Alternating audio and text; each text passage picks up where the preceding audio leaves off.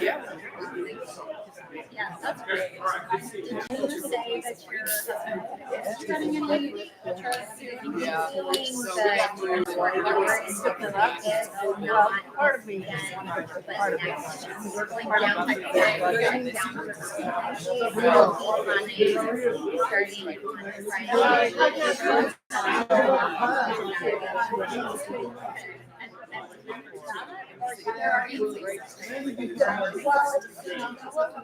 yeah, 1.5 miles.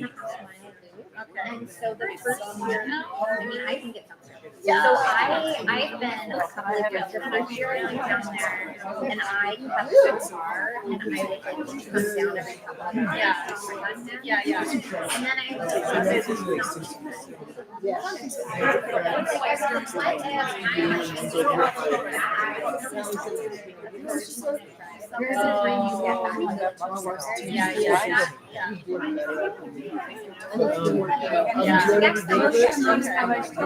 So then the next year, that's what I have.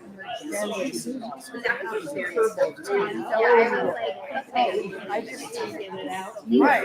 Not, on the shower like this. And the one right. So it's basically like meal times and they rough and they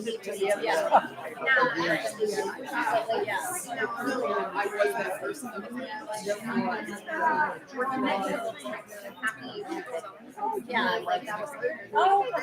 So, but he comes back. Yes, so I buy oh, yeah.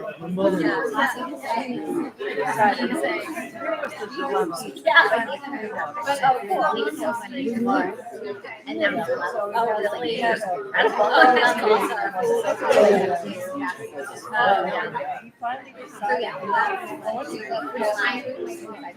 yeah. Good job, honey. Go on. Yeah. How so many miles? So last year that was he wanted to do 100. I don't watch it every time. But he had to do like another part of it, and so then he ended up going like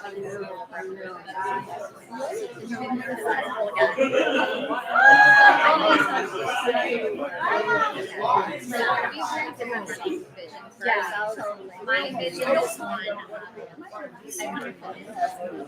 Yeah, like I want to be and it's not. I mean, you can do anything because I was trying to finish my right. Yeah, I think good.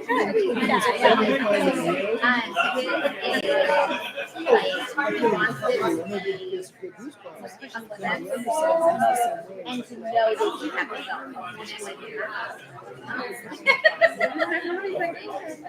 What's his zodiac sign? He is.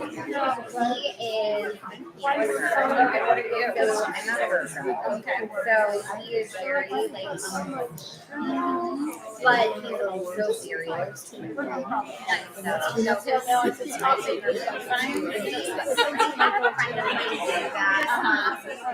Like what? My friend. He's like, yeah. So he was like reading all of our charts. Yeah. And it was so funny because my husband, like everything is and they're like, he doesn't know. Yeah, 100%. What does he do for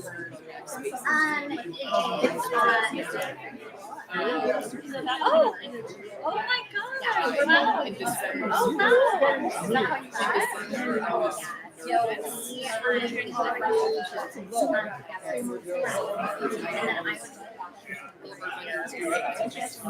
But I'll say that because I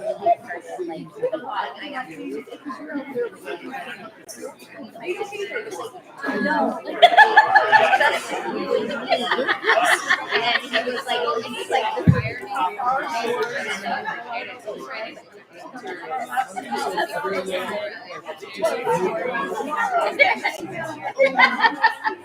All right, guys. Is that too loud? Hey, Derek. He'll turn it down when he comes up.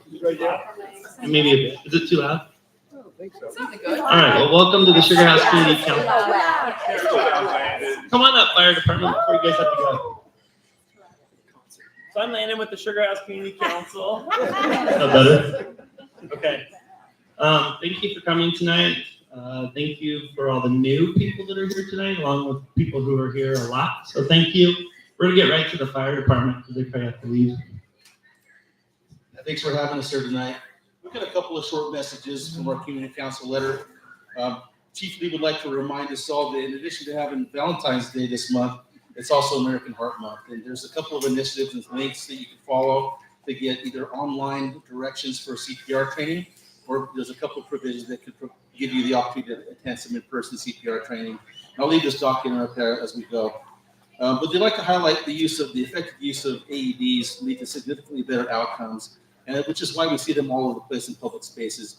They're pretty self-governing. They tell you how to use it. If someone's having a heart attack, you open that up. It gives you pretty clear instructions. But the other gap that we have there for the average citizen is how to do compressions, the timing and the ratio of compression to breath. And so there's some online resources for that. If you go to, let's see here, www.heart.org, there's a tab that says Nation of Lifesavers. You can click on that, and that will give you some locations for in-person CPR classes through the American Heart Association or the online coursework. The next message that he'd like to first to send out has to do with emergency 72-hour kits. With all the things that have been happening in the last few years, windstorms that caused our power to be out for several days, the earthquake, Sandhurst fire, and all the disasters that seem to be happening around us, I think we're getting off pretty easy.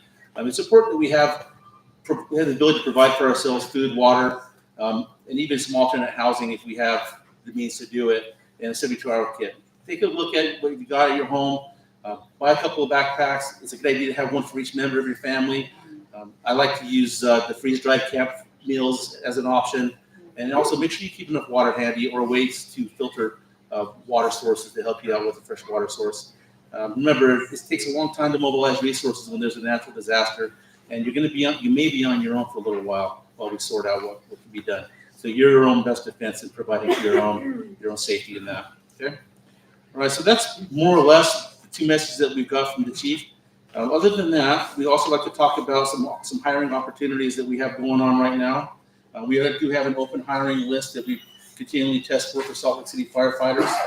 You can go to our website to find some locations on that. I'll leave this document behind the link as well. And we're also hiring non-firefighter paramedics to ride on our squads, which you might see Squad 3, Squad 5, and like driving throughout the city. And they're offsetting some of the heavy fleet response that we have within the city that saves a little bit in carbon emissions, but also the wear and tear on very, very expensive apparatus. Ladder trucks cost, you don't even want to know how much they cost, more than most buildings and fire engines alike. So that's the idea behind that. And it offers an alternate career path to people that want to be paramedics or EMTs, but don't want necessarily to be firefighters. So there's new opportunities open up in Salt Lake City. There's competitive pay and benefits, and we have find pretty good satisfaction from our employees that work with us in that way. Other than that, do you guys have any questions for me? No? Okay. All right, I'll leave this up here for you guys to take a look at. If you like, you can write down the directions to the websites to follow for those resources that I mentioned. Thanks for having us. Thank you. Thanks for all you do. Yeah, thank you. I'm happy to do it. Hey, Mikey, you want to come up? This is Mike Bagley, also a firefighter. More importantly, he's our treasurer, Yay. our volunteer treasurer. Hi, everybody. Tough act to follow. All right, I'll talk about the money. I'll be brief. U.S. bank account logged in. We're at $10,574.81. Wow. So balance is looking pretty healthy. And then in our PayPal account, thanks to your generous donations recently, we've got $502.27. So thanks everybody for your generous donations. Appreciate that.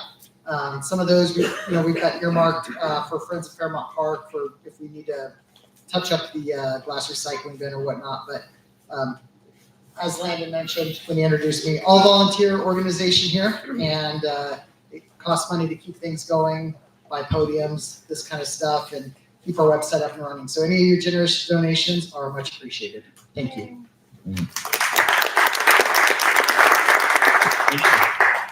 Okay, Councilwoman Sarah has a sick kid at home, so she's gonna go early. Yes, I do. Unfortunate. Everyone wash your hands. Norovirus. No one wants it. Okay, so I just have a couple of quick updates on behalf of the City Council. The first one that I want to touch on is we have a growing divide in our community. And so today I'm going to ask for your help in terms of healing that divide. We do not all agree on traffic calming measures, okay? So what that means is that there are some people who are like, yes, more traffic calming. I would like people to slow down on our streets, and they're not doing it based on following the speed limit signs. So city, you need to do more. Love it, great. And you have some fellow neighbors who have been sponsoring projects through the CIP process that we are starting to see some of those traffic calming efforts coming to District 7. Now, as we've started those projects, we are also hearing from residents who are like, you ruined my street. And they feel very upset by the fact that we have some traffic calming. So my request for you is twofold. Number one, as individuals who I am sure are on the roads here and have family members and friends who are using the roads, please just remind those in your network that slowing down a couple miles per hour helps everyone.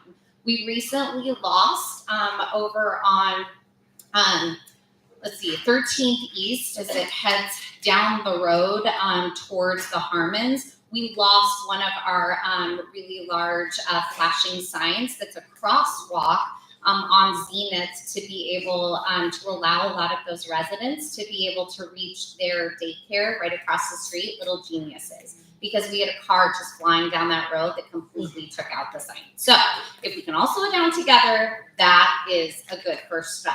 The other piece is, if you are in a neighborhood that's getting traffic calming measures, this is a great opportunity to be able to help educate our neighbors about why we select some of these efforts, and that it's not just about slowing down cars, it's also about protecting the pedestrians on the sidewalks and the bicyclists in the streets. So sometimes I think we forget about that.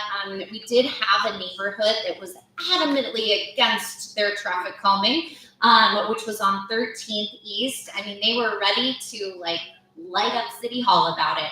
And now that they have it, do you want to know who drives really slowly down those streets? Everyone, because they have some of those measures. So help us with some of the messaging. We appreciate it. And if you have questions about why was this specific traffic calming measure selected, I'm happy to connect you with our city experts who can help explain it to you. Issue number one. Issue number two. So as we look ahead to some of the efforts that are happening around legislative session in the city, I just want to highlight the issue that I brought up in the last community council meeting, which is that the governor, as well as the Speaker of the House and the Senate, sent a letter to the city at the end of last year, basically calling upon the city to produce a public safety plan related to how they plan to address some of the issues related to safety and homelessness. And that with the threat of, if the city did not produce a plan that was deemed of adequate nature, that the state would threaten to take action in terms of taking over some of the responses and potentially including infringing on the rights of Salt Lake City to be able to provide the direction to Salt Lake City Police about what some of those responses are. Mayor's team put together an incredible plan with Andrew Johnston. If you haven't had a chance to read it, I do encourage you. It's a good first step in the right direction. At the same time that plan was received, along with a statement of, okay, thanks, we'll keep an eye on this, we do know of pending legislation that would create more power districts in the area of Salt Lake. So for those of you who may not be familiar, a power district is a lot like the inland port, where they basically carve out an area of the city and they say all the tax revenue that would be generated from property and sales tax within this area is going to go to an outside party in terms of being able to provide administration. But Salt Lake City, you are still responsible for providing the basic services, including, public utilities as well as public safety needs and things like that. So it makes it really challenging because they're cutting away the resources, but still expecting services. So who pays for it? Everyone in this room, because that's where we see taxes rise to be able to cover those needs moving forward. As we look ahead, this is one of those where sometimes you think power district, that's not me, it is you. Because, and I just want to highlight this for everyone's awareness to keep an eye on as we move through legislative session, especially if you're interested in seeing the city being able to have the resources to take more necessary actions to help address some of our individuals experiencing homelessness. We do have Julie here, our council liaison. Julie was out with myself, Hannah from the mayor's office, and others participating in the county's point in time count last Thursday. We were down in the ballpark neighborhood. We have neighbors who need help. And the best way that we're going to get there is through resources and programs, and that the way we fund that is by not ceding our municipal authority to the state to be able to take the resources that we would put to these types of solutions. So, number 2.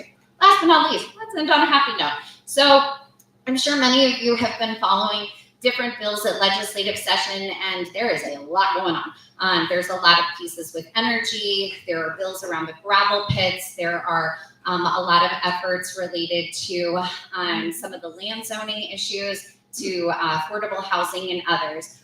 The one that I've been paying really close attention to is the bill that would limit collective bargaining opportunities across the state of Utah. Your city of Salt Lake does engage in collective bargaining with all of our unions across the city to be able to make sure that we're supporting the individuals and the families who provide the key services of public safety, public utilities, and others here in this area. And this bill would effectively, through a series of steps, potentially eliminate those unions' opportunities to collectively bargain.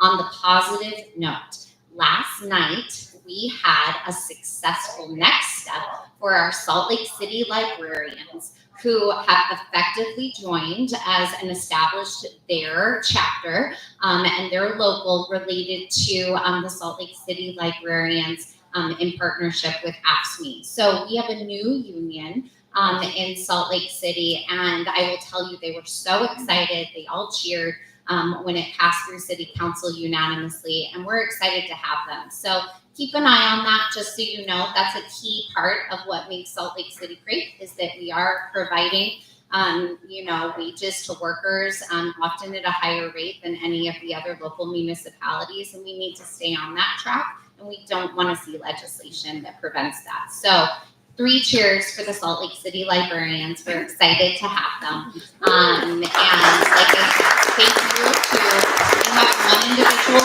here, Will. So I think it's important to note that one of our fellow members here at Sugar House Community Council, Will, is truly an incredible leader, not just related to Salt Lake City, but across the state of Utah in terms of advocating for unions through AFSCME and other efforts. So Will has been one of the leaders up at Capitol Hill, making sure that people know the voices of our workers need to be represented. And he was instrumental in helping our librarians get across the finish line. So for those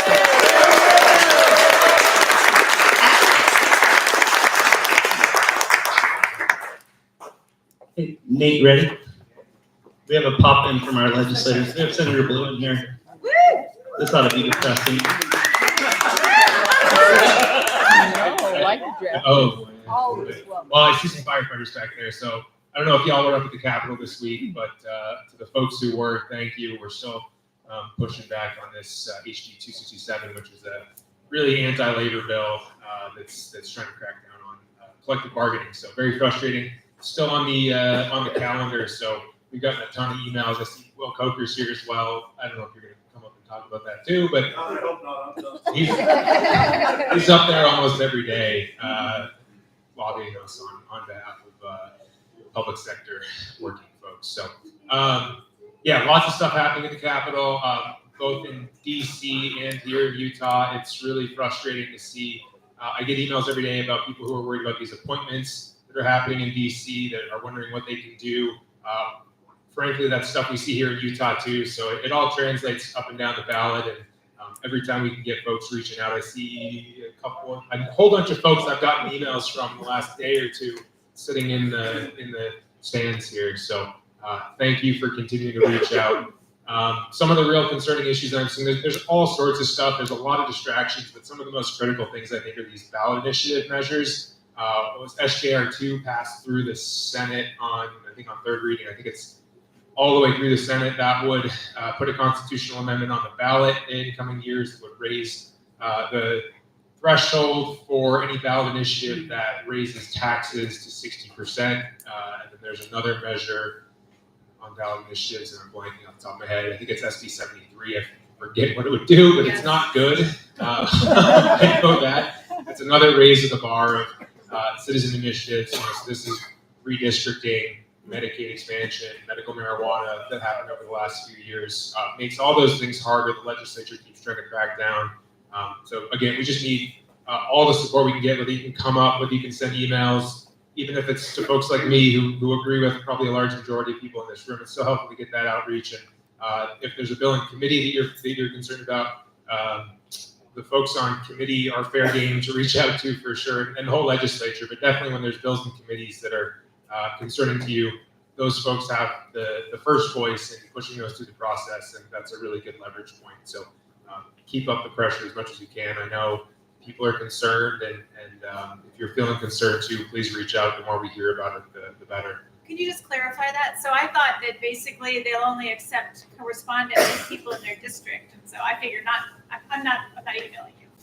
Yeah, so it's a good point. So I think for like general legislation that you're hearing about, reach out to your own representative, your own senator. But if you are tracking a bill closely enough, you're following it in a committee, so a bill goes through committee in one house, goes onto the floor, passes through the full chamber, then goes to committee in the other house, passes the floor in that chamber, then signed by the governor. That's the process. So committee, is typically 7 to 11 people or something. I forget what the actual numbers are, but it's a much smaller audience, and they're more generally expertise in the subject matter that we're hearing in there. And so with committees, good legislators should be listening to everyone who reaches out if you're on those committees, because it's definitely a different dynamic, and I definitely wouldn't limit your outreach just to your own legislators. I'd say if you're following something that's in a committee, feel free to reach out to the whole committee. I would say if you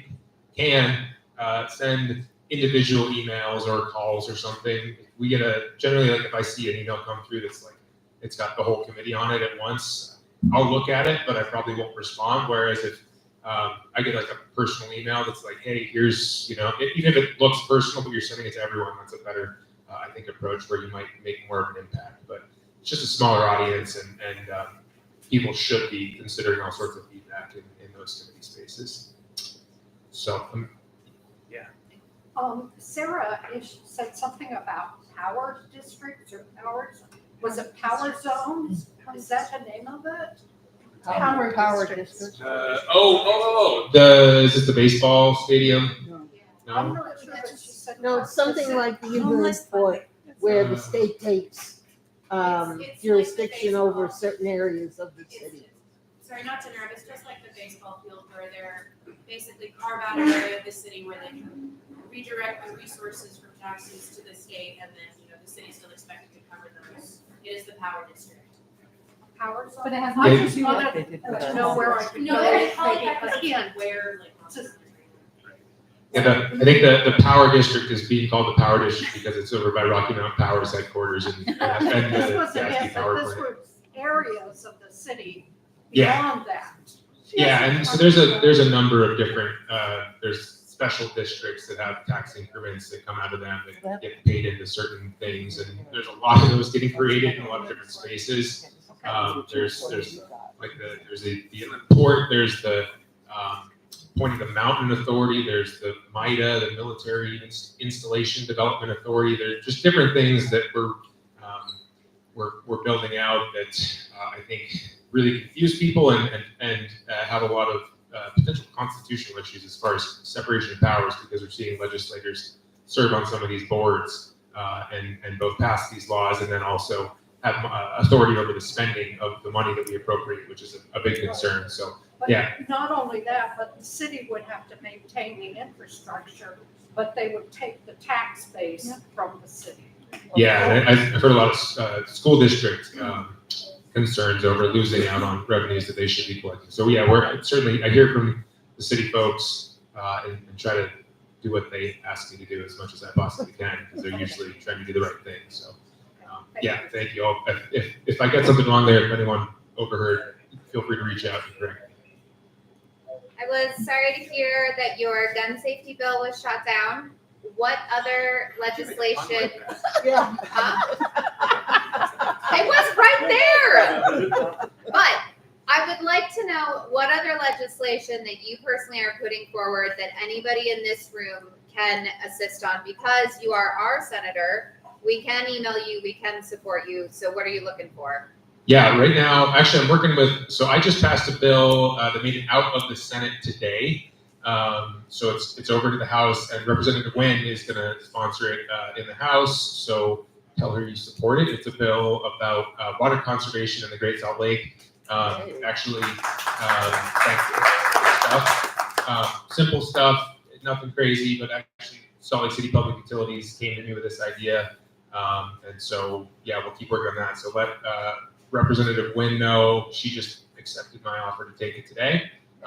So she'll have that in committee. So we'll need support in the committee. It'll probably go to House Natural Resources in the next few days if we're lucky. So got some other stuff that, yeah, the gun bill went down in flames. That was not in flames. It was what we expected. I mean, you put together a big gun bill in Utah, it's not going to get a warm reception. Just looking at, I've got a bill on evictions issues tomorrow that'll be in committee. So that's in revenue tax tomorrow afternoon, which is kind of a weird fit for it. But this is getting rid of treble damages, which are these additional damages that landlords can tack on to renters after they are evicted. So it's kind of adding insult to injury. And Utah's the only state that does it the way we do it. So trying to address that. A few other bills that are kicking around, but a lot of stuff to start conversations. So yeah, if you see them and you like them, let me know, or let other legislators know, or just share on social media. It's all helpful. Yeah, there's been discussion in the news about revoking mail-in voting, balloting. Do we know when that might get to where there's opportunity to comment? Yeah, so I think that passed out of committee maybe today or maybe yesterday in the House. So let your House representatives, let your representatives know. So that'd be Pong or Brett Miller, Sahara Hayes, other folks. I mean, they're on the right side of this one. I think it's HB 300, if I remember correctly. Yeah, I believe that's coming into the full House, I think. So reach out to folks in that space and keep spreading the word. And I don't want to get too optimistic. I think we can take care of that one. So I'll just say that. Not in the House, but in the Senate, I think we'll hopefully take care of it. So definitely don't support that direction. There's a lot of voting issues along with the ballot initiative issues that are problematic and that move us in the wrong direction for no real good reason. To get to the polls to turn their ballot. Right. That's the whole point of it. Yeah, it would basically, we would still mail out ballots, but then you would have to fill them out and then go drive in and turn them in at a drop box, which is fine. That's a good way to vote, but taking that opportunity away makes no sense especially for rural folks, for people with disabilities, anything like that. It's just another barrier. So thank you for trying to sort out the gun issue. I guess we should have that kind of move. Was it true? I heard that they were trying to allow 18-year-olds to open carry, just for, because I'm sure that seeing the principal of the school here, He's probably got 18-year-olds. Looking forward to that. Yeah, that's a real thing. Yeah. I forget the bill number off the top of my head, but yeah, it's Harry and Liz and me bill that passed. I think it's passed out of committee already potentially. Yeah, super problematic. I think it's I forget what the specifics are, but yeah, it lowers the age to 18 for I forget if it's open carry or is that concealed? Oh, is it concealed carry? I don't know. It's one of it's more relaxed gun laws for younger people down to age 18, which I don't know. It doesn't seem like a great idea to me, especially considering how friendly Utah already is to firearms. So. Yeah, I don't know exactly where that is in the process, but we'll keep our eyes on that and hopefully be able to slow it down at least. Yeah. Okay, one more, Bernie. Yeah, we never have to lower the drinking age at the same time.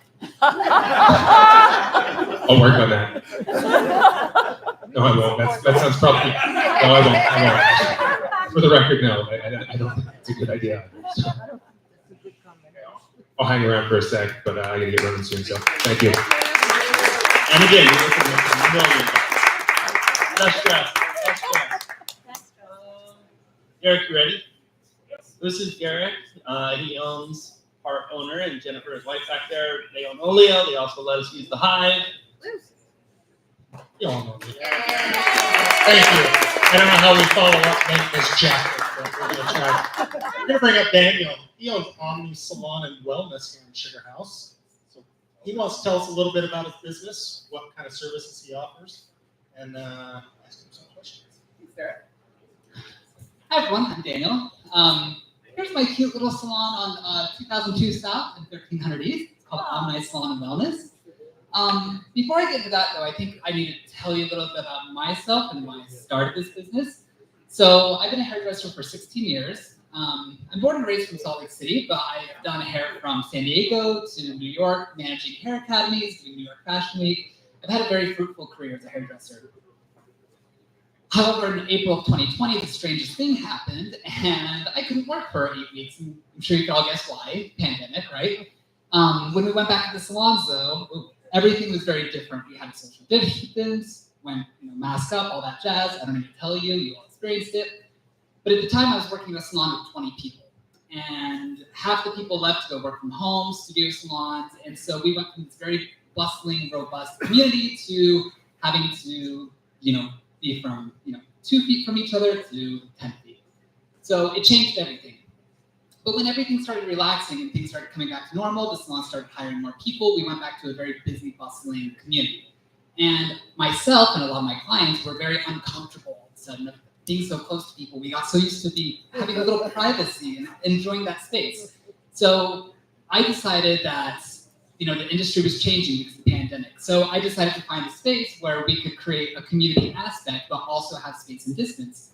So my salon, Omni Salon and Wellness, is in the basement of 3G Dentistry, which is kind of odd, but it's amazing because we have this nice open lobby, but then every room is its own station. So none of us work together. We all come together as a community, but we all have our own private space. The reason why I think this is important is because hair is very personal to us all. Some of us, just shave our heads and call it a day. Other people, spend an hour every day curling and taking care of their hair. But, is that okay? Okay. So, I wanted to create more of a private experience for people. So when people come to Omni Salon and Wellness, I greet them in the lobby. You can sit down, have some coffee and tea while you wait for your appointment, chat with other guests. But then when your service is starting, we go into a private room where we have a private consultation and create more of a sanctuary during your visit. The reason why that's important is because we also are part of the LGBTQ Chamber of Commerce. I'm a gay person, and that sounds really weird. I'm queer, and so is all of our staff. So we have a lot of transgender individuals that visit our space. So when we have transgender people coming in and talking about wigs or facial hair or things that are very private, that's not a conversation that other people need to hear. That's very private between the technician, myself, and the guest. So I wanted to create an atmosphere where everyone feels welcome, where they can talk about their insecurities with their hair, their skin, whatever it may be, where we can help troubleshoot and problem solve without worrying about what the person next to us is thinking. So at the salon, it's Omni Salon and Wellness because we do more than hair. We do massage therapy as well, gua sha, Reiki. It's more of a holistic wellness space.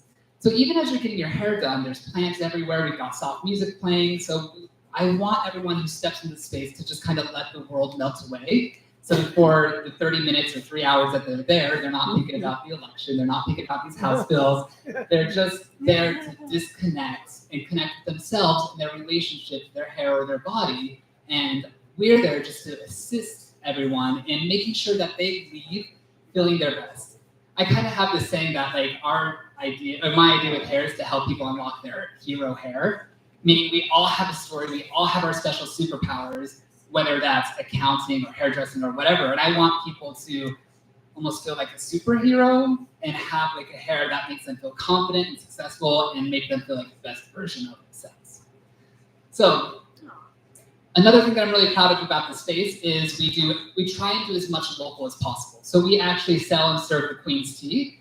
We work with Salt Lake Roasting Company. I know, right? I love them. I've known them since it was originally started with Michael and his partner, and then it sold. And anyways, different story. But we also do coffee with Salt Lake Roasting Company. All the artwork in the salon was commissioned by a local artist by the name of Jenna Rogan.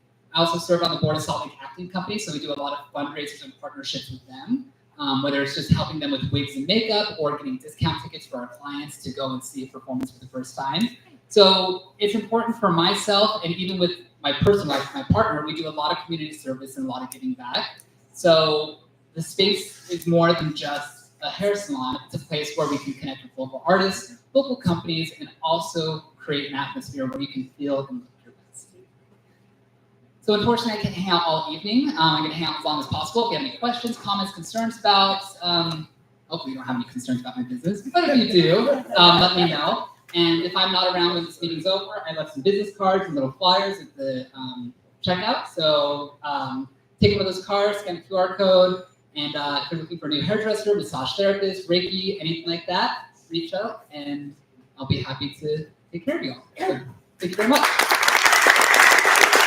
I'm sorry. Do you have any photos of the inside? No, that's funny. I sent him like all like the logo and outside, but none of the interior, which was very silly. Yeah, the Instagram has them. The cards up here, it has the QR code, which when you go to the website, it has a slideshow that shows you photos of the interior. So, any other questions? Wonderful. Well, thank you all so much for your time.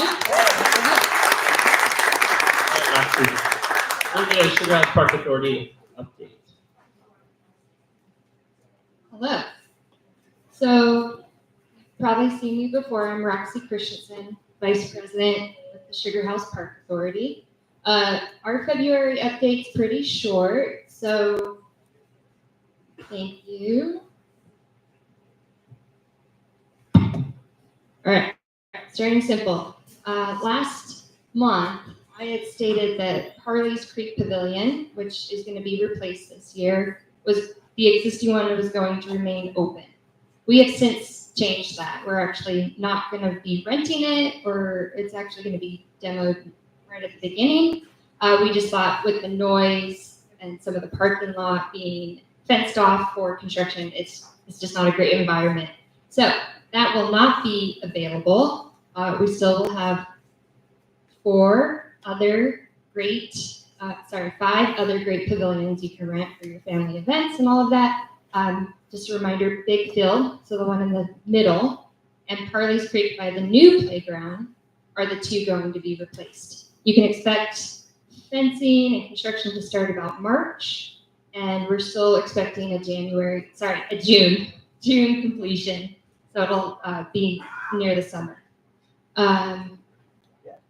Public comment. So the Park Authority does meet 10 times a year.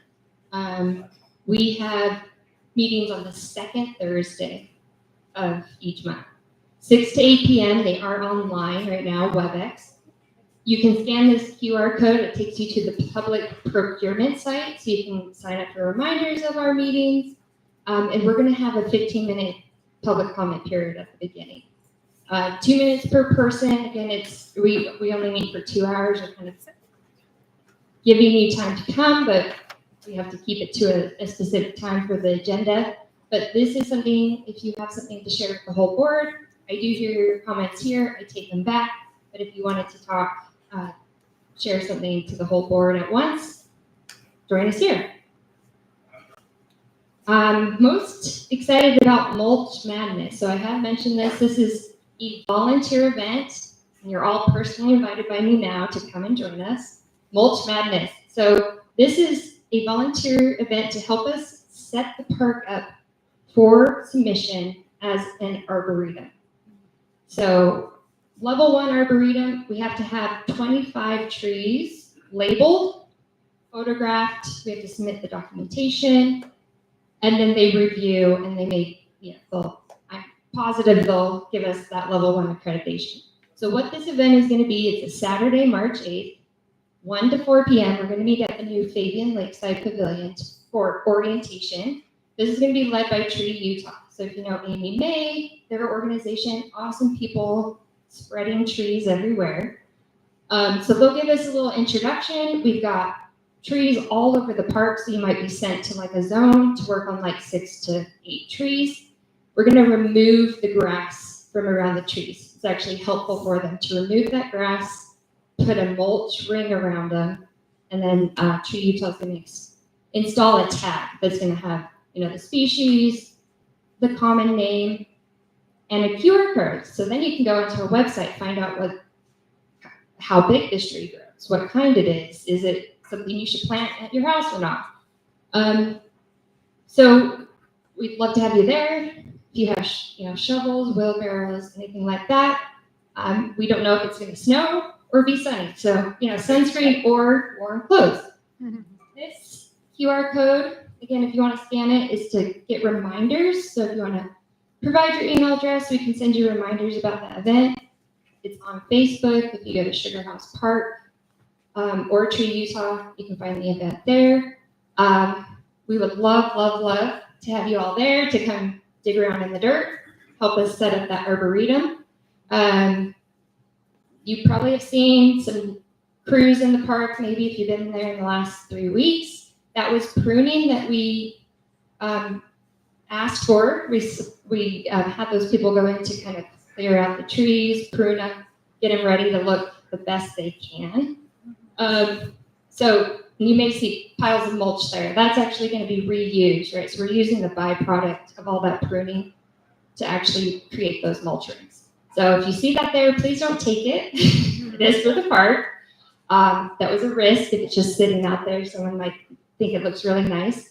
But we are really excited about this, so we'd love to see you there. Any questions? Yes. So I sort of remember last year you mentioned about adding more trees to Sugar House Park.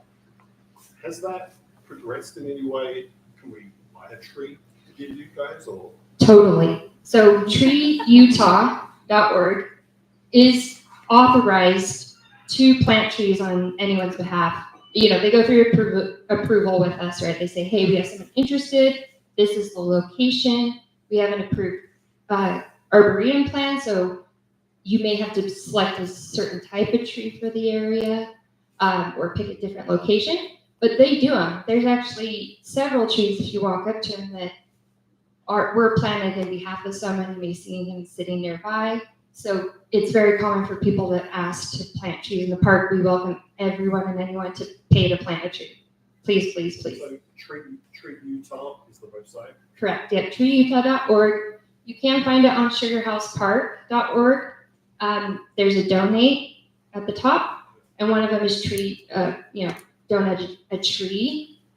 But Tree Utah is the one that sources the tree. They can plant it with you. They can plant it without you, like whatever your preference. But they're the tree experts, so we use them to make that happen in the park, and they just coordinate with us in the county.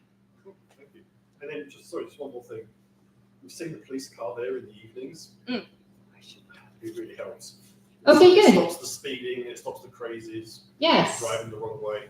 So we go there most nights. So. Yeah, we it's not well known, but the Park Authority has been paying for after hours police services that just go through. There's hours of operations, so they usually go through, look for things, ask people to leave the park, stuff like that. So that's been going for several years now, just as our effort to try and help with any security concerns. Is there one other? Yes. Well, then just thank you for the info on the tree, because that'd be cool, because I'll match your tree, so we'll each buy a tree this year. Perfect. That's an awesome idea, and maybe since, like, the year we get the Arboretum status, 25 new trees. Right. That could go in to sort of double, you know. Exactly. But it'd be cool, because the park could use some, like, more interesting cultivars, like diversity in the trees. Right. So I'll contact Tree Utah about sort of stuff fitting our climate, but cool stuff that maybe they don't plant all the time. I love it. And this was the concept that's behind the Arboretum plan, was to kind of have focuses, but also explore things. So if you see this again, it's on our website. I should have shared it again.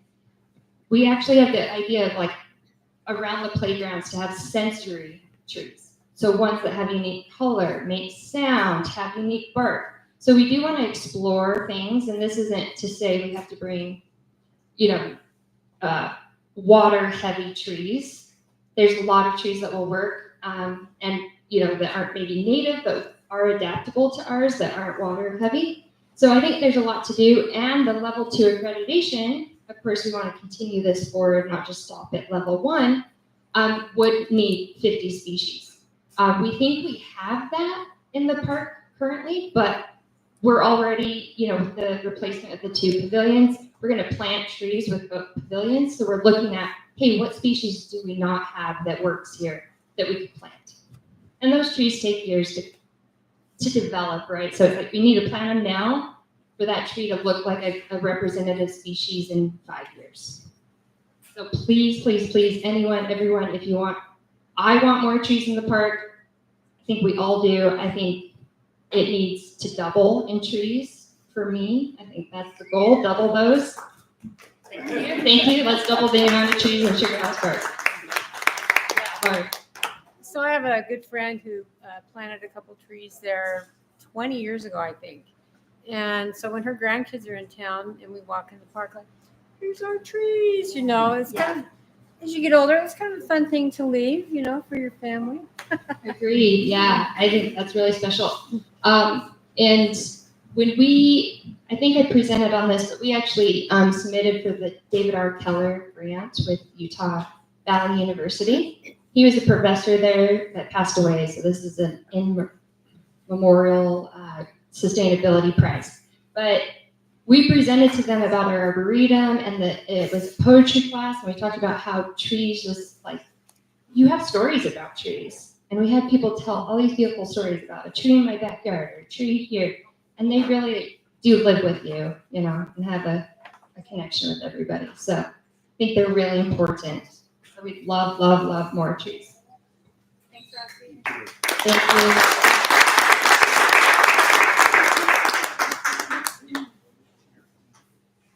Oh, sure. Yeah. Okay, so next Thursday at 6, right? Yeah. There's a proposal for possibly something at the Sizzler site, the old Sizzler site. They're going to come to our meeting in March, but they're going to go to the Sugar House Park Authority first. So next Thursday at 6, you have to go. If you need something to do. Okay. Sarah Woosley, you want to come on up? Kira, you ready? Come on up too. Hey everybody, another park opportunity. So Fairmont Park, how many people know that we have state historic preservation properties? Okay, so if you want to hear more about them, we're going to have a Zoom meeting with Dr. Christopher Merritt and Ian Wright. He's the Cultural Site Stewardship Program Manager, and Christopher Merritt is the Preservation Officer. And they're going to talk about the sites at Fairmont. Our rangers watch over them. We've already had a great history start, and this is going to continue that. And we're not going to stand in the cold. We're not going to be outside. We're going to be on Zoom. So please join us. Let me know if you need the Zoom link. It's on our Facebook page, and it, I think, is in Landon's. What day is it? It's February 20th at 6 p.m. So 6 to 7, they'll come talk about our sites, come learn about Fairmont Park. Thank you. Great, Sarah. Yeah. So did you start a social media? It's coming any day. Okay. I'm coming, Lori. Speaking of Fairmont Park, I have some fun developments. I've come a few times to present about. I'm Kira from Salt Lake City Public Lands, and we have money for improvements at Fairmont Park, and we're finally at the place that we're going to be engaging the community members. So that will be in March. I have a flyer. I just looked and I realized that I put the wrong date, but March 6th we'll have a open house style engagement opportunity. The location is still pending on approval, but that'll be posted on the website. There'll be a survey and there'll be different opportunities to talk with us as we we'll post dates of when we'll be at the park or when we'll be in different areas of the neighborhood talking with folks. And we're looking forward to hearing what you love about Fairmont Park, what you value about it, what you want to see stay the same, but also what you would like to see come to it with these funds that are available. It's exciting. We have money from the GO bond. We have money from the CIP, Capital Improvement Program. There was funds just allocated this past CIP year. A constituent applied for funds to convert the half court basketball into a full court. So that will be incorporated into the GO bond project. And the art design board just approved an art project that will also be coming. So that will be one that will be matched by transportation funds. So it'll be some kind of, they're still coming up with a proposal and need to find artists for this, but it will be artwork that would blend from the McClellan Trail into Fairmont Park to create kind of some unity and some draw attention towards that northern edge of the park.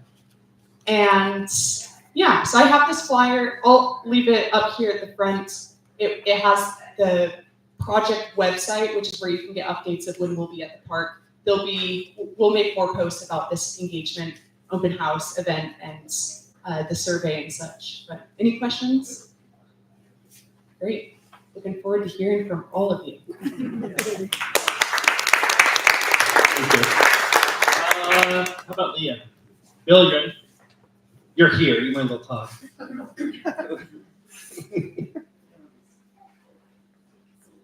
Yeah, you want to go first?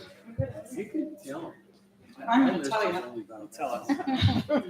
I asked for email updates today, so I'm reading to you, not simultaneously on socials. Because no one wants to be on socials anyway, right? Yeah. Okay, 21st South, they are pipe bursting the sewer still. It is a big, very deep, very long line.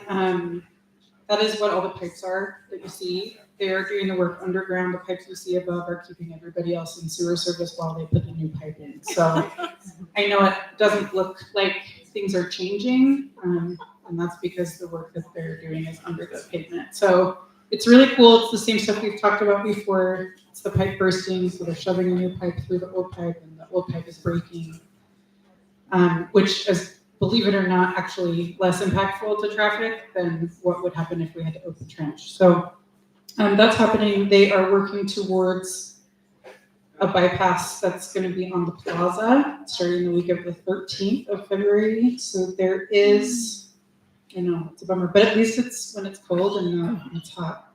They'll be connecting that sewer and the sewer bypass. It's sort of on the road edge on this west side of the statue. So not right up against the businesses, but yeah, on that end. So it's pretty close to the front of Fisher, but again, it's not really patio season, so hopefully it shouldn't be too impactful. You may catch a whiff if you're walking by. Did I say Fisher? Yeah, I did. I'm sorry. Hopkins. It's been a long day today. Reading my hat. Maybe that's what happened. Just really want to be here. I don't know. Let's see. So they're working through that. They will be closing McClelland on the south side of 21st South Thursday and Friday, Valentine's Day. And there'll be no lefts from 21st to McClelland through March. So again, sewer work going through that intersection. You can go around the other way, so it's not terrible, but it is going to be ongoing. So they think They're 95% complete with the water line work, so they should be able to tie in at 7th East around April. So we're getting closer and closer to the underground utility stuff, but it is big and slow.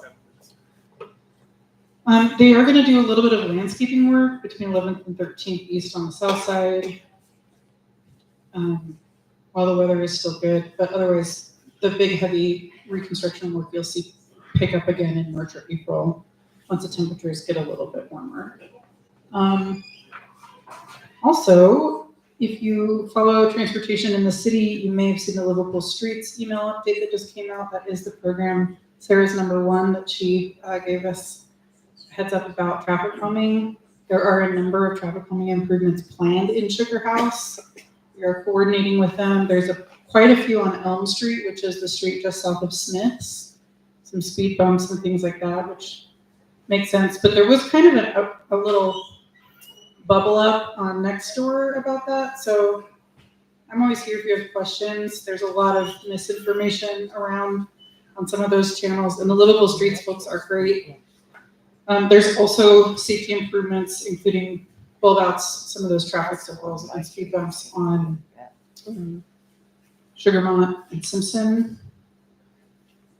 We are coordinating with the 21st South contractor, so we won't pen you in or close off multiple roads at the same time. But that is going to start up here as well. I think Acme said in beginning of March. So I do not have information on S-Line, but I do know it's coming. They are working on that. Do you have an update, Bill? On the S-Line? You got the scarf on Well, today. it's in a pause. Right now, we're working on a little bit of a different version of what was originally planned. And we're kind of in midstream with that in terms of having any real information of startup times and all that. But it is on hold in terms of the original plan starting this spring will not happen. Okay, so in case you didn't hear Bill in the back, the S-Line was anticipated to begin this spring. They're looking at some possibilities to maybe extend it. It's pushed back. So that's pushed back. At least a year. So that's great, because it means we will not have Sugarmont, McClellan, and 21st all impacted at the same time. Yeah, good idea. Yeah. That was my idea.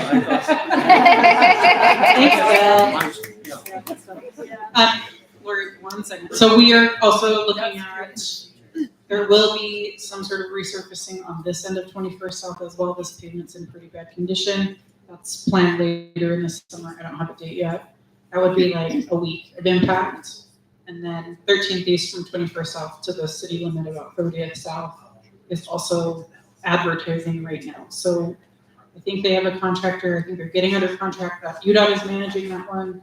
So we will come back to you in March with more information about that one. Lori. When the left turn lane is close to McClellan, will there still be parking on McClellan? Yes, it's just that the utility connection goes through the intersection, right? As all the utilities run east-west. So it's basically that you have to get the pipe through that little intersection. So we can probably walk through the parking lot there to cross the street to get to Natural Grocers. You should be able to cross, and if I will make a point to check back in with Stacy and the 21st South team to make sure that there is some designated pedestrian access. Right. If the utility work is going to be in the way, they'll detour you around to the next crossing, which means you'd have to go up to 11th and then come back around. So, we'll check on that. And I'm assuming when it's all done, so right now, if you're going from 21st, from the south side to the north, the button you push is on the east side, but then to come back, it's on the west side. So so I kind of just walk diagonal. So there's not one on each corner. Yeah. So one of the things that's super odd about that stretch between 11th and 9th on 21st South is that none of the intersections align with each other. They're all offset, and they're all offset the wrong way. So you're right, the crossings are all wonky. I don't have the design handy, but in the design, we did make changes to how those crossings align to make it clearer and safer for pedestrians to get across. That one at McClellan does get changed. I just don't remember which way it goes, but it does get changed to be shorter and more clear. Okay. Any other questions about road construction? Super. And this will be brief because there's not much else going in right now in private projects, but a couple that we do have alive. Right now, they still say that the Hearth and Hill, I think that was the right name, not Hearth and Hill. Yeah, is supposed to be opening up by the 15th of February. I'm a little skeptical of that, but they keep saying that. We did have a little dust up in terms of some work that needed to be redone in front of the building. And that's where I got that date, is I said, well, you gotta hurry up and get that done because we're gonna open this place up on the 15th of February. So we did. They hurried up and got it done. And I was looking at it here, Amanda and I actually yesterday and going, man, really? Yeah, so I just saying what I was told. But somewhere then or shortly thereafter, they'll be opening that new restaurant. You know, if you have your liquor license, you don't need food. I know. And there's a liquor store right down the street, too. What could you ask for? Yeah.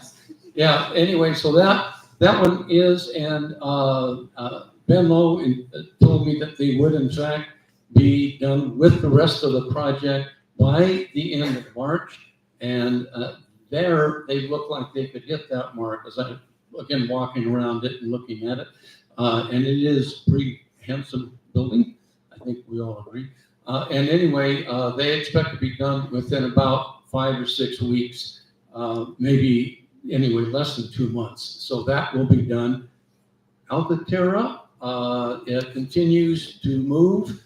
We, and I am and have had a number of requests for information on the apartments coming online first on the south side, as to where that will be more of a mixed income opportunity there.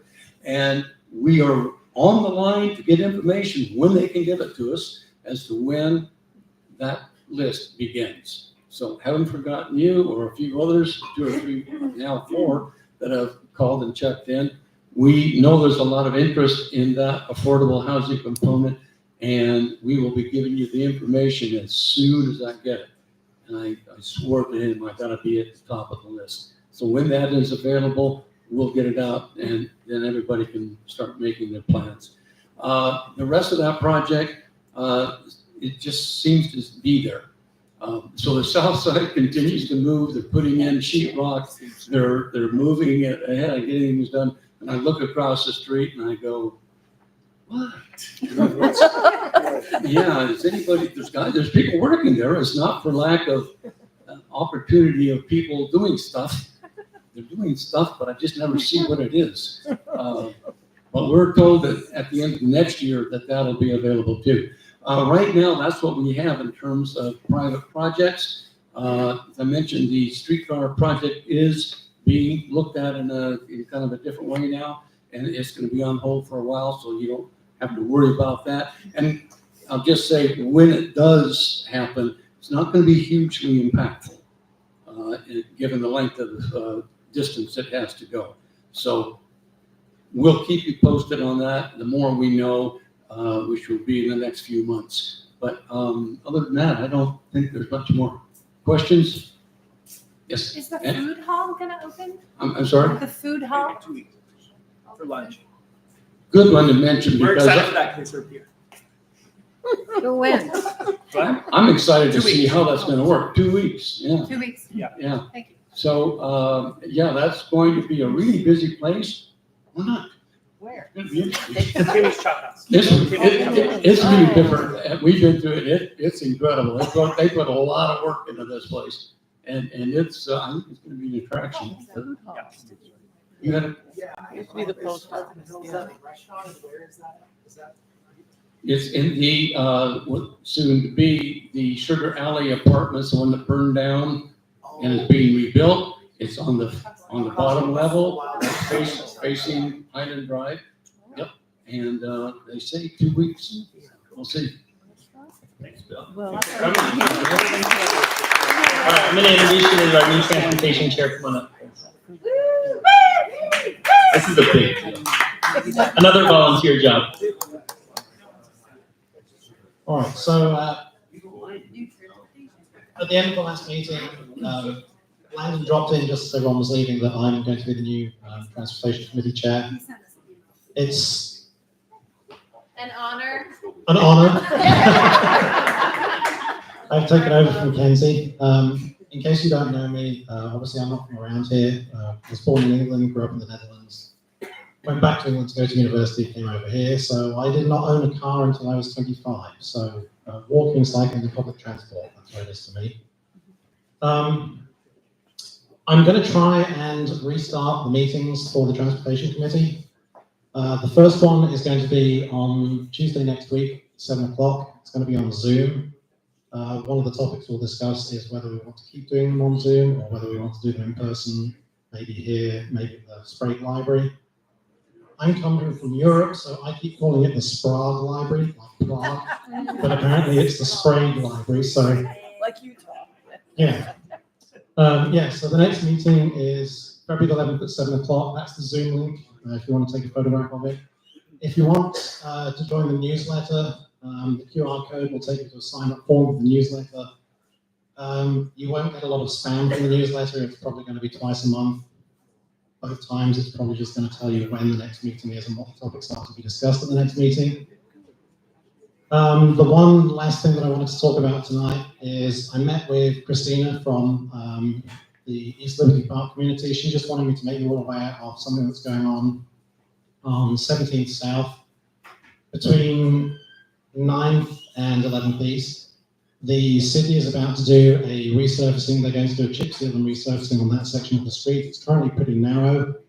It has no street parking on the south side, and when they restripe the street, their intention is to try and put a cycle lane on the north side and take away the last bit of street parking between those two blocks.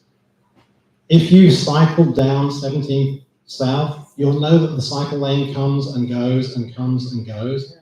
This is an attempt to join another one of those dots and dashes, so they want to run the cycle lane up the north side. There was some limited community engagement with East Liberty Park.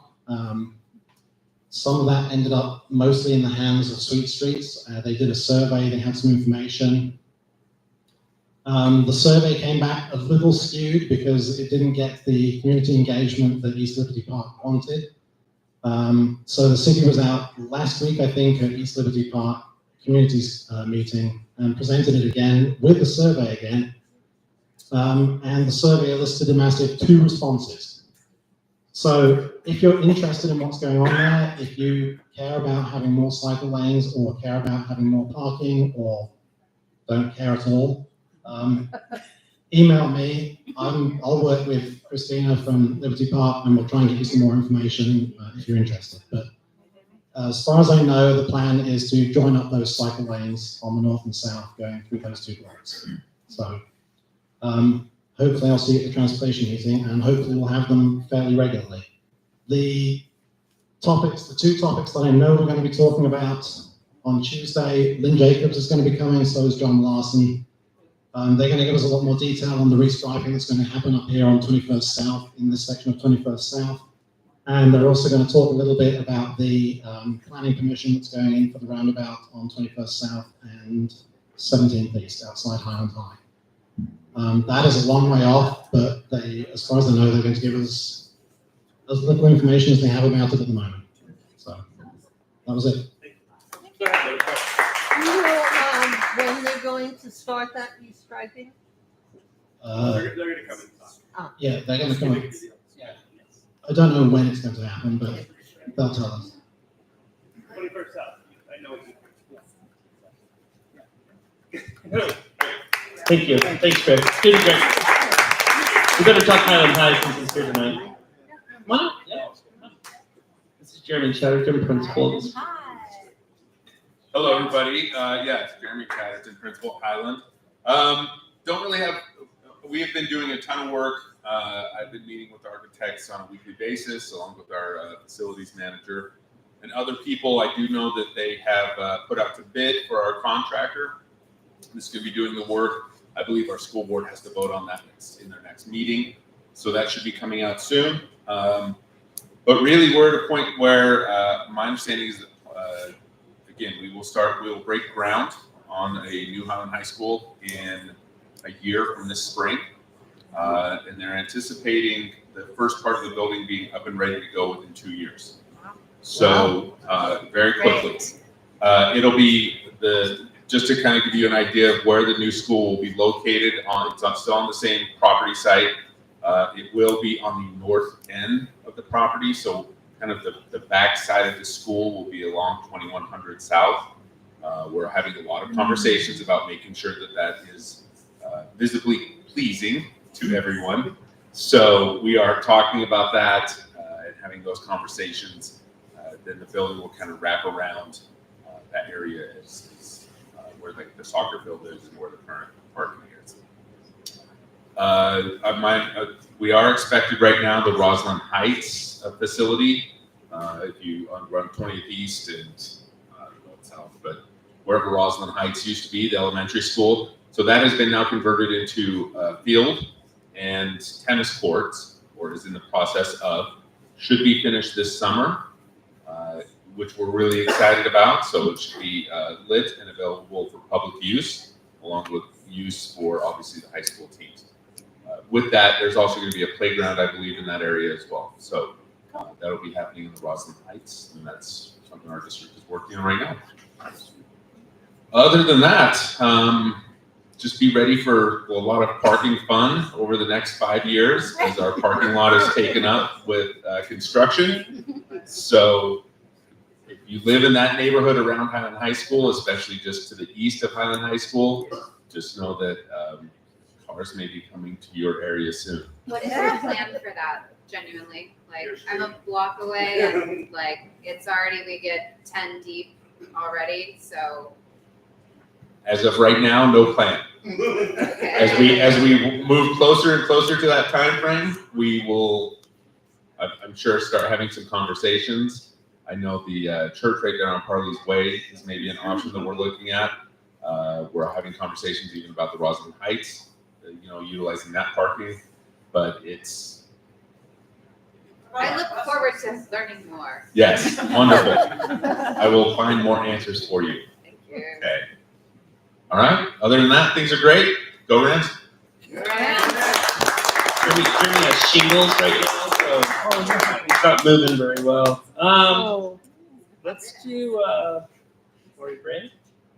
Oh no. Fine, you're next. You're next. Come on up. Yeah. So of course, I'm going to talk about the monthly Sugar House Art Walk. We have kind of a small list of participants this time, but I have to tell you, the stores are really struggling. They have not really recovered from the road construction. Tina over there at Unhinged can tell you that too. So skip Amazon for your Valentine, whatever, and please shop local. I mean, they really need your business. We appreciate that. So it's on Valentine's Day from 5 to 8. So it starts early enough that you can, go pop in a shop and then go do whatever you're going to do. So I also want to tell you that there's a National Ceramics Convention in Salt Lake the last week of March. And so there's a lot of the ceramic studios that will be participating, including Iron Desert Arts that is in Sugar House. And they usually participate in the art walk, but they're too busy getting ready, so they won't be open. But they reached out to Stephen Gilbert, who's part of Art Studio. Art Studio is right on Monument Plaza. They are landscape design architects. And they designed the Draw Up Sugar House along with Patricia Johansson. Patricia Johansson passed away last year. She's a world-renowned landscape architect, and most people in Salt Lake don't know that. But anyway, the ceramics group reached out to him and said, do you know about this, the design? And Patricia, will you please come and speak? So on March 27th at 10 o'clock, he will be over there at the Draw, talking to whoever shows up. I'll have Landon put it in the newsletter in March, but I thought that was so cool that these out-of-state people reached out and said, we want to learn about this. So if you want to learn about the Draw, that's a good way to do it. Cool. Thanks. What time on the 27th? 10 o'clock in the morning.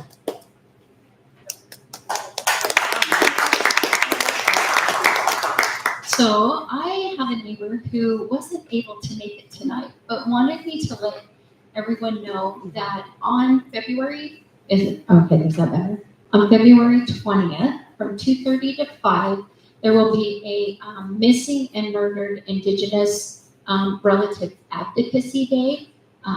you can go up with the QR code over there on the table and you can scan it. You can RSVP. They're going to be in the rotunda in a boardroom there, meeting with some people. And then they'll also have a rally to bring attention to the Indigenous children and some of the issues they're having. So if you're interested in this, I'll just put that over there.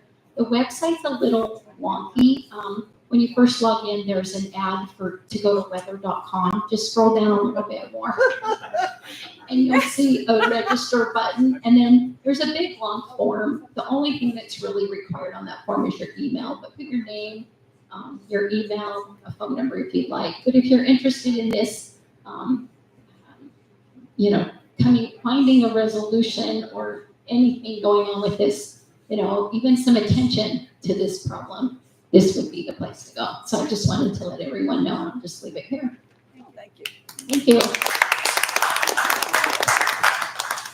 right, this is our contact with Westminster. Come on.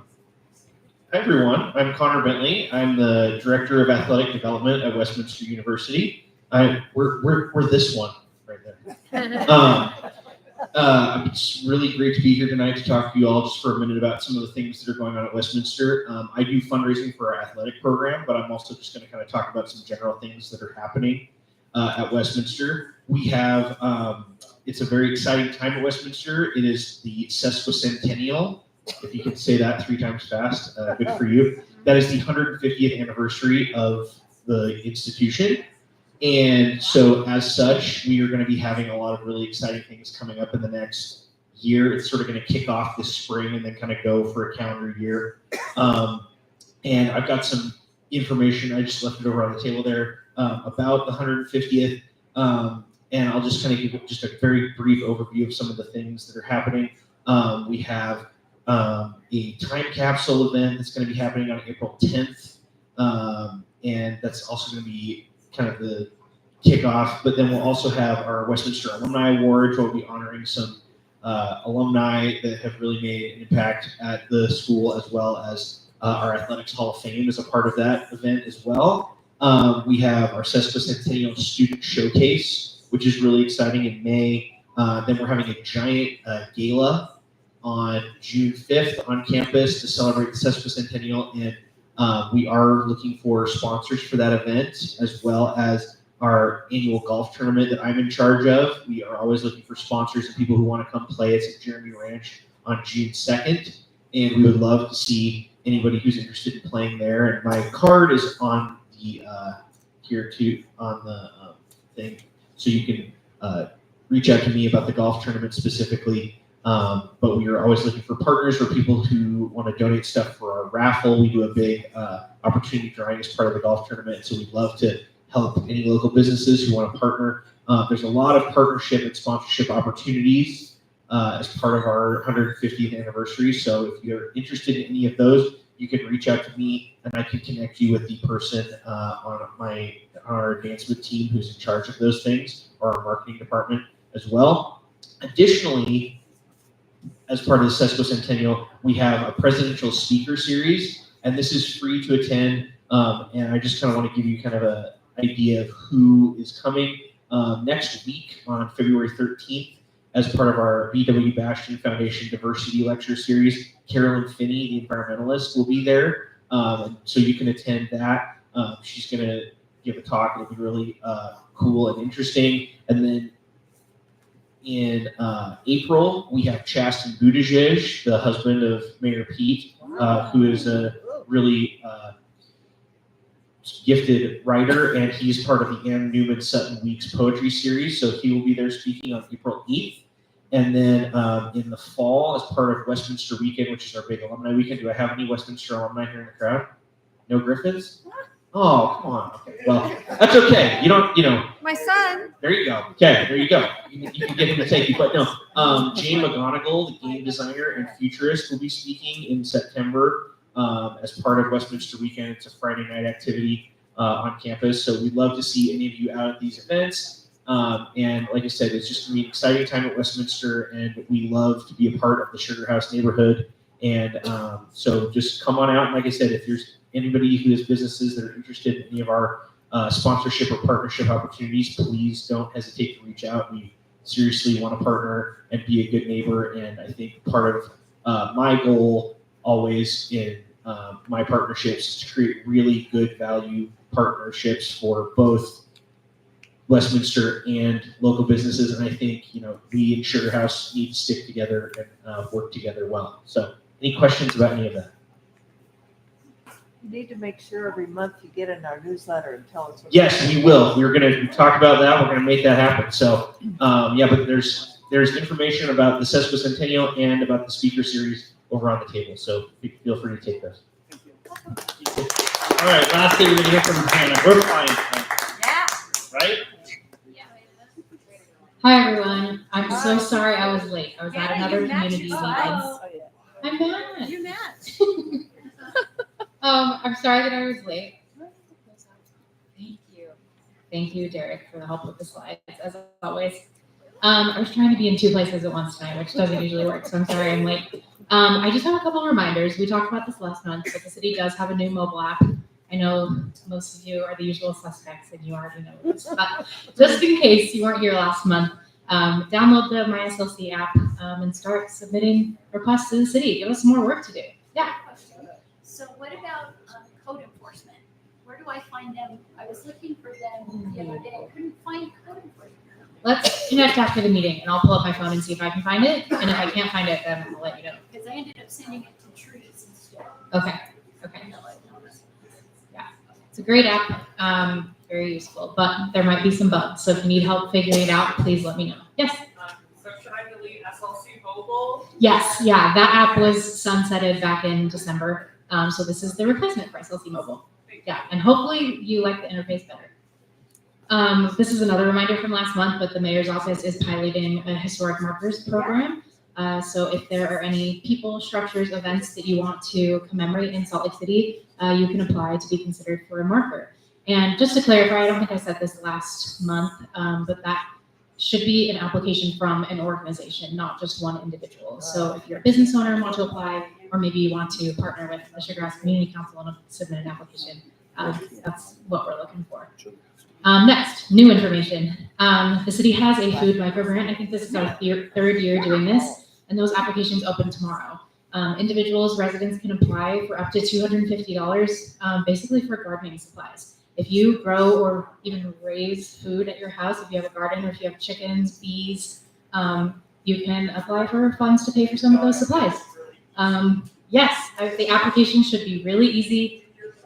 Amazing. Derek has gotten it 2 years in a row. Can you move the list? Yes. I should put QR codes on these slides on because these links are really long.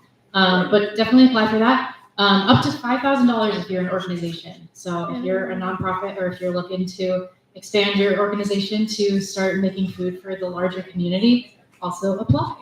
Those applications are open for the next month through March 3rd. Want to make sure everyone gets a picture. Okay. Next, Samantha Finch. If you guys don't know Samantha Finch, she is our Peanut board member here in District 7. Peanut stands for Parks, Natural Lands, Urban Forestry, and Trails. And Samantha is retiring from the Peanut Board. Oh. She's no longer going to be on the Peanut Board. So let's give her a round of applause for her service. Did you already do this? I don't know. Samantha's been on board for 6 years, and so that means there's going to be an opening on the board. So if you are interested in stepping into Samantha's shoes, if you feel like you have a lot of expertise or a great eye for advocating for our open spaces, feel free to apply. How about Sarah Woolsey? There's been a nomination. A nomination on the floor. Still here? Yes, she is. This is the link to the application. You can also email me and I'll send you the link because I know that URL is really long. Or you can email Ashlyn Larson. She oversees the boards and commissions as well, so she can answer any questions. Next, I don't know how many of you watched the Mayor's State of the City address. Would recommend if you haven't listened to it yet. There were a couple of exciting things announced. But one of the things that I thought Sugar House would be most interested in is this affordable housing dashboard to kind of track the progress of what has been funded, what is currently under construction, and really just how many units there are available to Salt Lake individuals and families right now. It's a great chance to just kind of see a snapshot of the work that's been doing, because I know that's our top issue for all of us in the city. But sometimes it's hard to get a real grasp of everything that's going on, all the moving pieces.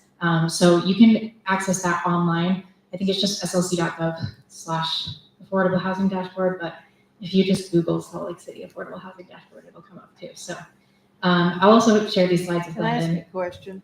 There's a thing in there that's called wealth building units. Yeah, So I had is this- that for the $1 million houses that we have? Wealth building units, I believe, is a part of the city's efforts to help families purchase homes and build equity. I believe. That's not very many units. Yes, yeah, it's a much harder program to participate in just because houses are so expensive. But recognizing that, not everyone wants to rent. I certainly don't want to rent forever. And getting that house and getting that equity is really a key piece. So the city wants to help with that if we can. Excuse, is the mayor's address on YouTube? It is on YouTube. It's also on the mayor's social media accounts. Yeah, I could also send a link if we want to put that in a newsletter. If you can find my land use report in the newsletter, if there's a link to it on that. Thank you, Judy. See, Judy's already on top of it. Next, you probably read about this in the news a couple of weeks ago. Right before the holidays, the governor, Speaker of the House, and Senate President delivered a letter to the mayor saying that they wanted to see more from Salt Lake City when it comes to public safety and specifically in the sphere of homelessness. With the statement that they would consider taking over the Salt Lake City Police Department if they did not see the results that they wanted. So Mayor Mendenhall chose to view that as an opportunity and look seriously at the whole system, both at the city's role that we play in the system, as well as all of our partners and all the moving pieces, and look at real ways that we can improve. So the mayor and her staff worked through the holidays and came up with 27 actions that the city could do and 23 recommendations for the system as a whole, and delivered that letter to the state on January 17th, I believe. So there's already been movement on that plan as far as more policing and enforcement in downtown along the Jordan River and in other hotspots around the city. And there's, of course, pieces of the plan that involve more investment in affordable housing and continuing to be a partner that's ready to act with the state. I'm sure some of you have heard that the state is looking at citing a 1,200 bed campus somewhere in Salt Lake County for folks experiencing homelessness. And the city has volunteered city-owned land if that could help move the process along, just for a temporary site to just get things going. If the state is having a hard time figuring out where to put it, we can put it in the city for now and figure out the permanent location later. It is a 50-page plan, but if any of you are interested, I would encourage reading it. It is quite dense, but there's a lot of good pieces in there about what the city is working on. Yeah. So it's great the governor and his cronies are really sort of helping out. Did they offer any money or anything to actually make this happen? I'm sure I know the answer. Right. The answer is no, not that I'm aware of. The legislature is in session now, so I think things could shake out as far as long-term funding options. But if you look at the plan, all of the recommendations for the broader system, there's then a question of, is funding required, yes or no, and where would that funding come from? And a lot of them say, yes, the state. So I think the mayor was pretty clear, like, we are happy to make these improvements, but we absolutely need state support. And so we'll have to watch and see if any of those pieces come to fruition by the end of the session. They are ultimately stakeholders in the city. Definitely. Yeah. Okay. Yeah. Yes. We may have just asked that, I couldn't hear what he said, but if the state were to take over public safety of the city, would the state put the bill for the public safety of the city? Really good question. The question was if the state would pay for public safety if they took over the police department. I don't know. Everyone that I've talked to has said that there's no precedent for that. Potentially. I don't want to speak for them, but. Well, the policemen will just work for free. What do you mean? Right, of course. Yeah, so there's a lot going on. I know it feels kind of overwhelming to be informed right now, but I hope this helped a little bit. And if there's any more questions or, like, as always, please feel free to reach out to me and we can have more in-depth conversations. When are you at Sugar House Coffee? Ooh, good question. Let me check my calendar. I should have put some Soon, slides. right? Sorry, I am. I'm so sorry. Let's see. Don't mind me. Hey, can we all give Sam a round of applause? Yes. That's 6 years a long time. It's a long, Right?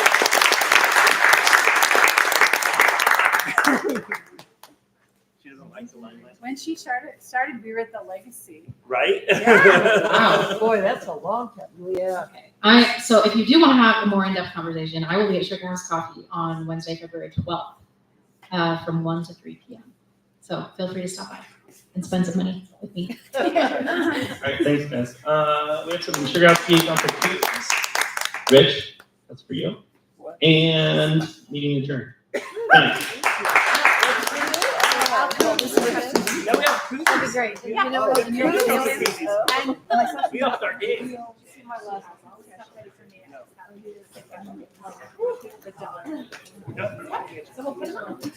Take care. Thank you. What time should we meet for the ballet? Yeah. Okay. At 7:30, I think. I think it is. I think we've been doing it at 6:30. I think so. Yeah. You check with Judy, or should you and I just make that decision? We'll just, she'll ride along. What I think, I don't know if we have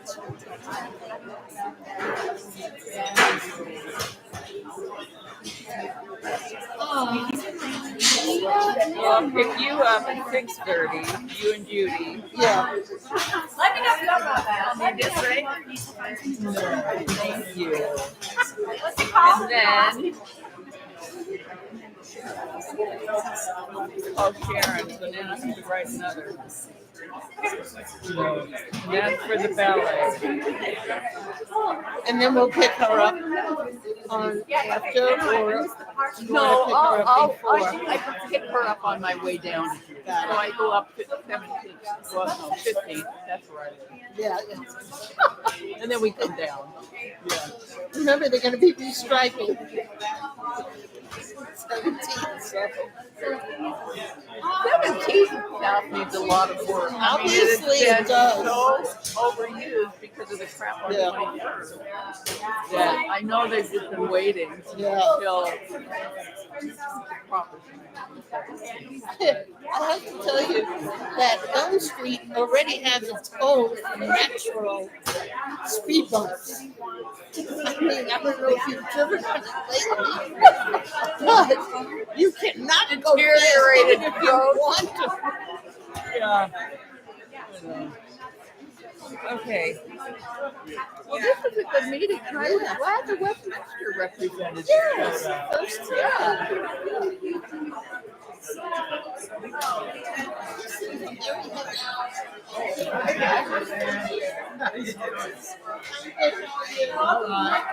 Hi. I'll take it. Okay, well, I'll take my phone. Yeah, we probably will. Thank you.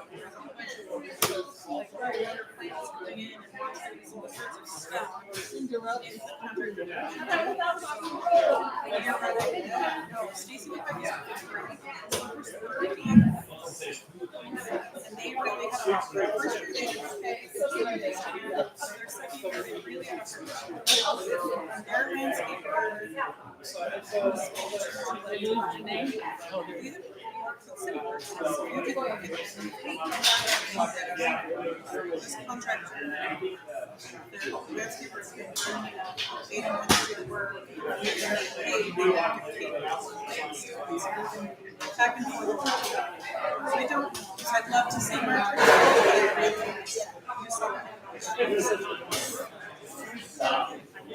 How are you doing? Good, how are you? Good.